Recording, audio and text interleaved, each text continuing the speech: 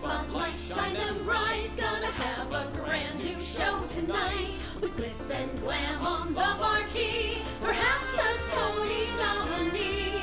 Stars beam brightly, see them glow. Sell out nightly, SRO. It's time to applaud the Broadway Beat. Stars beam brightly, see them glow in the footlights of a show. Life is sweet on the world's most famous street. Tickets, please. Take a seat Cue the band. and have your feet to the rhythm of the Broadway Beat. The Broadway Beat. Broadway Beat. Hello, I'm Richard Ridge, and welcome to Broadway Beat, our behind-the-scenes look at the very best of what the New York theater has to offer. This week we dropped by Le Cirque, where they played host to Tony Award winner Bernadette Peters and her new children's book entitled Broadway Barks, which benefits her wonderful cause. We'll also bring you highlights from Manhattan Theater Club's annual Spring Gala, which was once again held at the Hilton. But we start things off by giving you a second look at the new musical Glory Days, which unfortunately closed opening night. This ambitious new work by newcomers Nick Blaemire and James Gardner began its life at the Signature Theater in Washington, D.C. under the direction of Eric Schaefer. He recreated his staging for the Broadway production. We dropped by their opening night to celebrate with the cast. Dreaming of amazing things and new ideas that we would bring to a world that isn't growing, isn't going where it could be. Life isn't about what is, but what should be. Generation you and me and he. I think we wrote it for everybody. I mean, I think that, we wrote it from our perspective and we tried to be as honest to our own experience as possible. But I think we also, we tried not to exclude anybody because this juncture of time is it's relatively, no, not relatively, it's not universal. It's not unique to our generation. I think there are a lot of generations that go through this. So we wanted to speak to anybody that actually came and saw the show. But at the same time, it's very... the language, it's set in our generation. Yeah. So, that's the backdrop for a story that, is extremely universal to us. And I'm proud to write it. Your collaboration together and then working with Eric Schaefer. It's been terrible. It's been no fun. I hated every moment of it. It's been amazing. It's been like a frat party. Eric is an amazing guy, and he has no ego, and he has trusted us. And we actually went out to dinner today, and we just sat and talked about each other's lives like we were all the same age, and we've been through the same things, and he respects us in a way that, I don't necessarily know if we deserve, but he, it's great. The great thing about Eric is that he wasn't trying to make us write a show that spoke to him. He was trying to make us write a show that spoke to, he wanted us to write our show and find a way to do it that he felt would speak universally to everyone, so. It's a thrill. I just feel grateful that I've had the opportunity to play this role and to jump into something like this and to be a part of something that's so creative and new and fresh, and working it from the ground up has just been so amazing. These kind of opportunities don't come along very often, and I am constantly reminding myself that to not take this for granted, and every time I have stepped on the stage since we've began previews, I just have taken a big breath and allowed myself to realize how fortunate I am. Good old glory days always seem to say goodbye, and they become the past tense which we apply to our lives. The good old days are only good while you're there, but when they're done, they're not as fun, even though you still do care. It's just been a crazy collaborative effort, but such an endearing one because we all care about each other. And when you all care about each other, it's an open forum and it's a really understanding atmosphere. And what's so great about that is that you can kind of tell each other how you feel about the piece and how it makes you feel, and what every night, the journey we go on every night is so wonderful. So when we were rehearsing it and when we were trying to hone the story in and make it specific, the honesty was there from the start because we all cared about each other so much. We cared about the piece as well. Talk about the role that you play. Talk about the man you play. It's such an honor because Skip is kind of, in a weird way, he's not the eyes of the show, but he is kind of the eyes of everything that's going down. He's the eyes of the argument. He's the wise one. I mean, truly, and it's so wonderful to watch as Skip and as myself, these other three guys kind of let this happen, and me taking in the growth of a friendship and the growth of us all. And Skip is very aware of the generation at hand, and in that way, he's also watching this friendship unravel and realizing how important it may be to the future of their friendship and life and growing up and becoming an adult, and how important that is. And it's just so great because it's so weird to think that I've kind of made that character who it is, and that blows my mind because I'm just going out there and doing what the words in the page tell me to do and what this friendship between these four characters have told me to do about my character. So it's beautiful. I mean, this is the most in-depth role that I've ever had to play, emotionally, and, my character takes a huge journey in the show and becomes like, kind of grows up within, the 45 minutes that we are on stage, or 60 minutes that we are on stage. So I mean, that's like kind of the big thing. And what he goes through is a very, with anybody, just anybody telling, their friends or their family, just, kind of explaining who they are, like with any situation, I think that, is like a big deal. So. And being on Broadway and playing the show at Circle in the Square, what that's been like?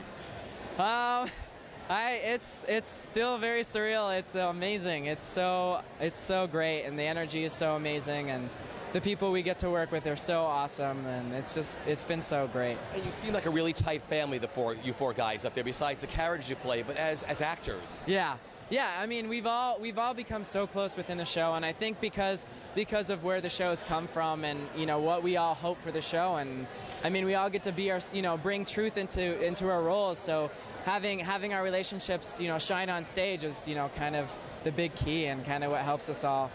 Then this brings me back to things I haven't thought about since those good old glory type days. I know these guys. I went to high school with these guys. The character of Andy, I absolutely hate the name Andy. My name's Andrew. I love to be called Andrew. But this guy Andy is he's such a passionate individual. He loves everything that he does so much, and he loves his friends beyond friendship.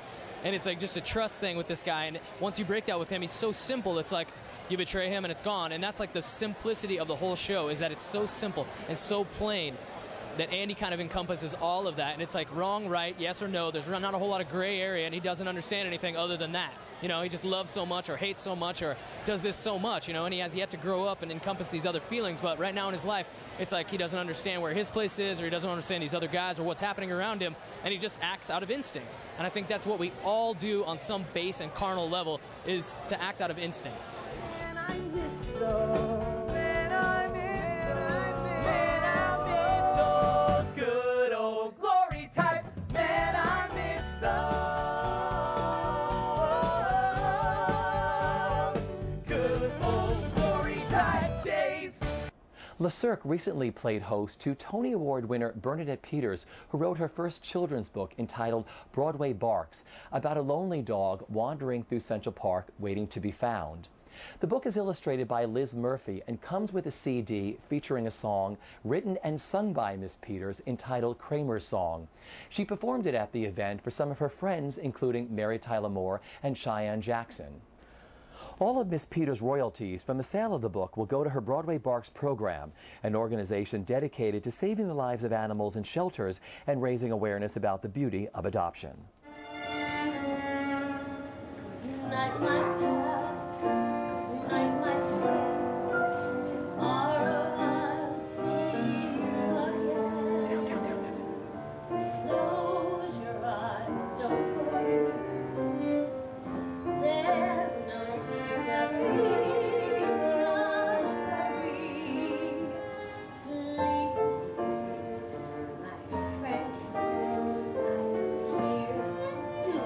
Well, of course, I have this great passion for shelter animals, helping shelter animals, and the idea really is to bring into people's consciousness to how really companion animals are here to make our lives better.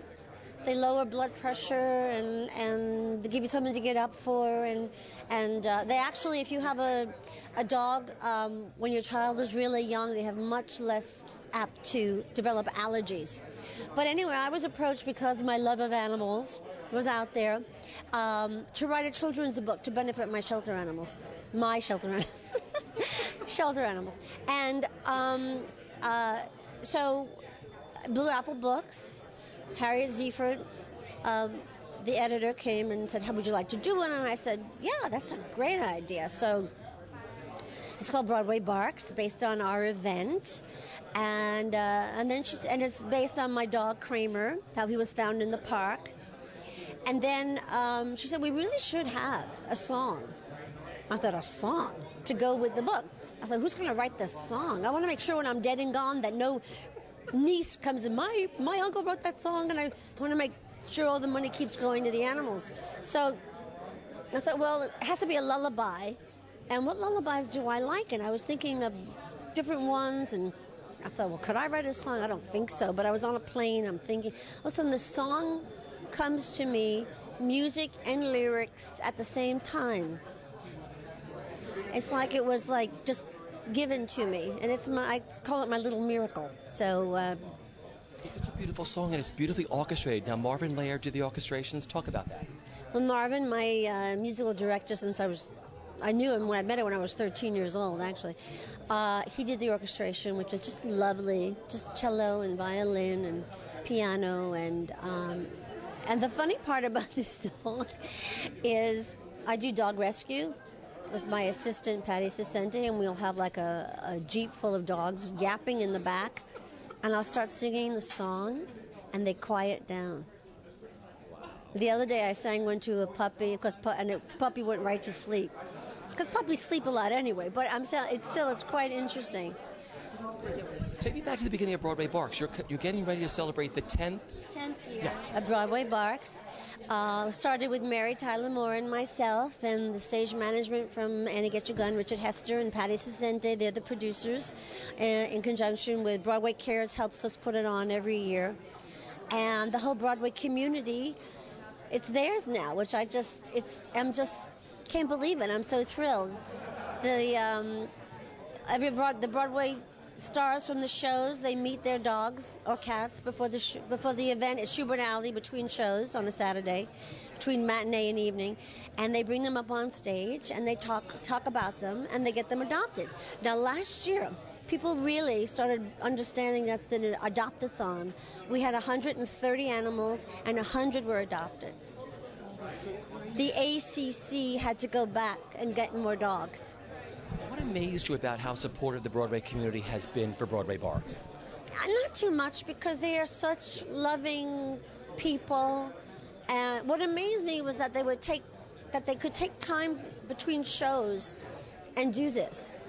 But what I think they figured out, and what I figured out, it's really sort of like pet therapy, and it gives you energy and oomph to go back and do your second show. It actually gives you a zest, and it's really pretty thrilling.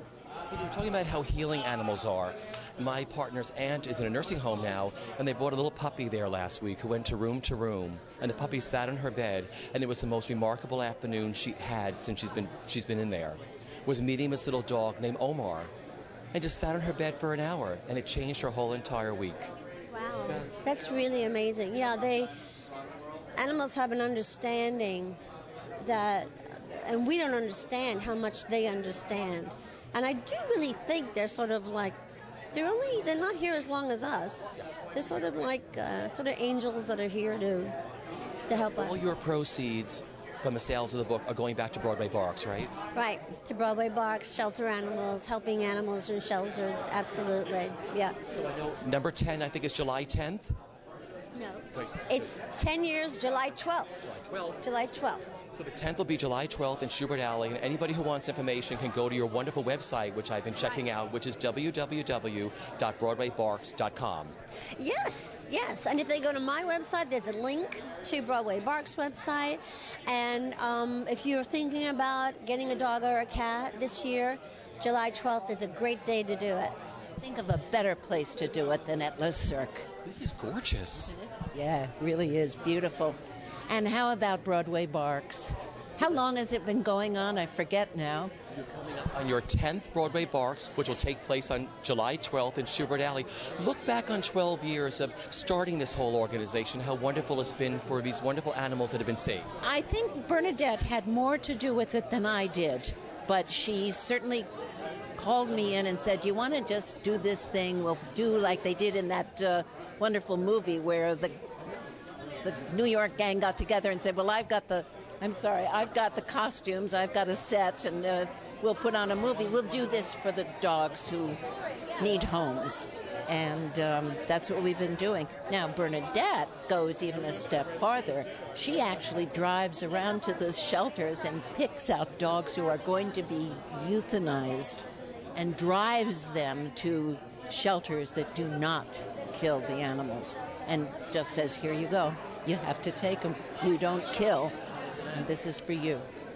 And how wonderful it's been for you. I mean, she told me last year there were 130 animals, and over 100 of them were adopted last year in Schubert Alley. That must make you feel really wonderful. Oh, you bet it does. And, of course, you can't help but just going back and thinking, yes, but what about all the ones that aren't being adopted and all the ones that should be because they're not being well treated? So you put one foot in front of the other. It's like, what was that wonderful, sweet story about the boy who's standing at the ocean's edge and he's picking up starfish and he's throwing them into the ocean, and a man comes up and says, you know, that's not going to make any difference at all. And the little boy says, it'll make a difference to this one. And he throws him back in the water. And that's how you have to think about it. It's not overwhelming. It's just a big deal.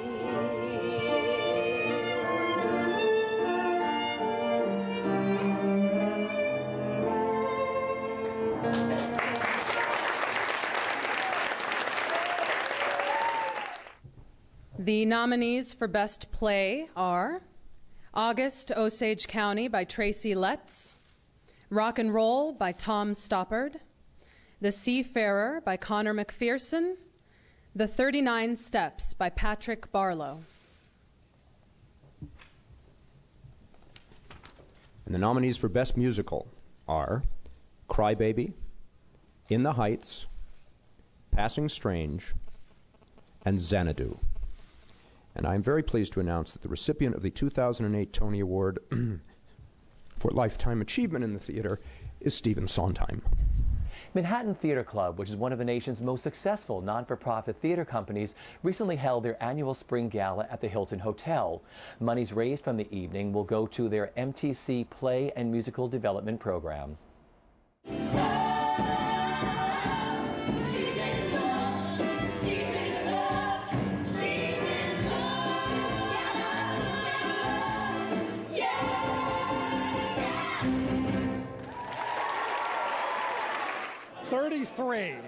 Isn't that incredible? It's really flown by very fast for you, hasn't it? It actually has. I mean, mind you, I started when I was 4.5, so that makes it easier. But yeah, it's been wonderful. And what's so great is that it doesn't feel old. Nights like tonight make you feel new again, and thrilled to be part of this community and grateful for the extraordinary support. So, well, let's just talk about your event. Everybody wants to perform at your event. Everybody wants to come to your event. What is it that you all do here tonight that makes people want to come and be a part of this event? Well, I think three things. One, we recognize and honor the talent, and we try and treat it well. So we begin almost tomorrow, getting ready for next year. We want to have a wonderful party like we do up here to say thank you to the performers. And, I don't sit down at dinner. I start at the front of the room and go to every table to make sure I can personally say thank you to all those folks out front for making such a difference for us all year long. So, and talk about your wonderful season you had this year at MTC. Thrilled. It's the first year. In the 5th year of the Biltmore, this is the first year we have Tony nominees in all 3 of the Biltmore shows, as well as, a bunch of other award nominations. Liz Flahive won the Gassner Award up at City Center for From Up Here.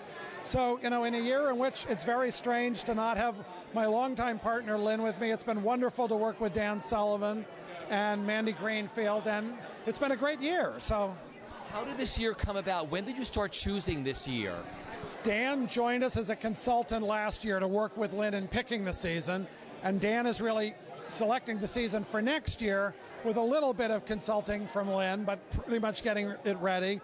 So then she'll be back in the fall and pass the baton back again. But he will, of course, stay a great part of our family. He's directed, let me start over again. Before we reopened the Biltmore, in its early life, George Abbott directed more plays than anybody in that early years. Dan Sullivan has directed more plays than anyone since George Abbott. So we're delighted that he's part of our team. 33 years. You're as fresh tonight as you were then. How do you do it? What keeps you going with MTC? I think just the fact that, so much of what we do, not all of it, but a lot of it is new. And so you don't dwell on the past. You're excited to be looking for new talent, and every night's a clean slate and could be the next great play, and that's just an exciting thing to do with your life. So I'm grateful. Would be so nice if Mama got married this day. But Mama gets married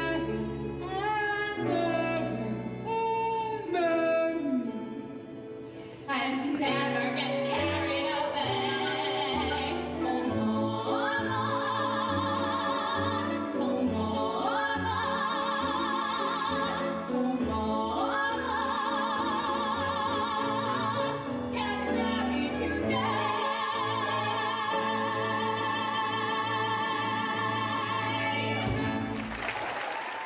That's all I seem to do is not-for-profit Broadway, which is interesting. And I guess it says something about MTC that they are so brave. When you are working at a not-for-profit theater on Broadway, it means that they're going to be more likely to take risks and do things that are odd and out of the ordinary and things that commercial producers might not be willing to take a chance on. So, the breadth and scope of things you might be able to do is probably going to be a little bit more exciting and odd than what you might get from a commercial venue. So it's very cool to be a part of that. And just talk about playing Top Girls 8 times a week. It must be so cool to go to the theater and play with that wonderful ensemble of ladies. I love working on Top Girls. I mean, these women are extraordinary. They're all powerhouse women. They're all smart. They're all funny. Mary Catherine Garrison and I have a ball together. We share a dressing room, and I have to say that girl's probably going to be my sister for many, many years to come. So for that alone, I am very grateful to this production.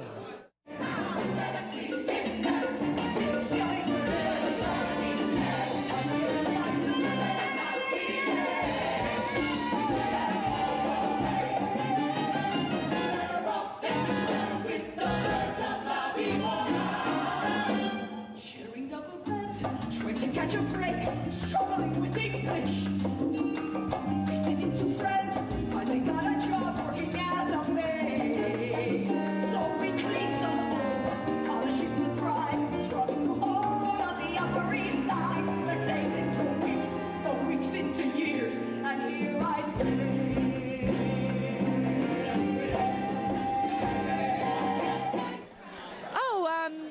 Really lovely. As I mentioned in the gala, I first worked at MTC like 17 years ago in the small stage 2, but it was a joy then, and I remember really thinking, oh my God, I've made it, because I get to be in a show at Manhattan Theater Club. And And now it just took 17 years, but I finally got to stage 1. So maybe 17 years from now I'll get to play the Biltmore. The big house. Yeah, the big house. They'll move me up to the big show. Yeah, it's been really wonderful. And this is especially neat show for me because I play a mom in it, and I've been a mom like almost my entire adult life, and I don't often play mothers on stage. So it's like a part of me that I like to draw on and that I get to. And then also that the show is populated by such people that are making their Manhattan Theater Club debut kind of at the age that I was back when I did, and they're just excited and young and fun and so talented. So talented. Jersey Boys did it about 2 years ago, and it was wonderful then. It was even better tonight. It's so great to see so many people in support. Tell me what it's like. I mean, it's like a rock concert going to your show at the August Wilson. Talk about the audience's reaction to Jersey Boys and why you think people connect to your show. Well, I think it's because of the fact that it's a blue-collar show. It's about real people who went through this amazing journey to become these superstars, and they started off as real people. So all the people that come to see the show are blue-collar people coming to see a story about people that come from New Jersey, which most people that come to see our show are from Jersey. So you know what I mean? It's kind of like a pride fest for them, and it's also, a lot of people tell us that it brings back so many memories for them. So they keep coming back to relive those memories. So that's why it's so nice. When were you first aware of Frankie Valli and the Four Seasons?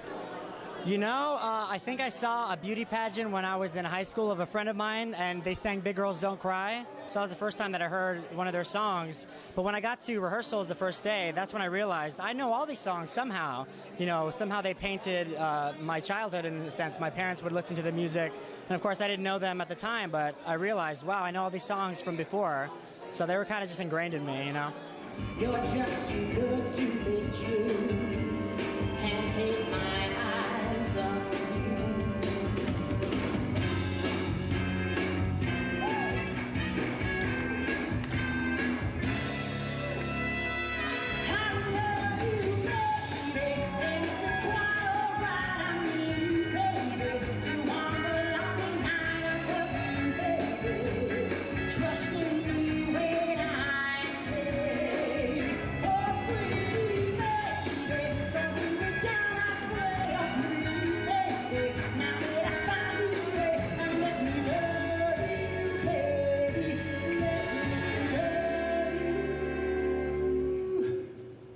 You're just too good to be true.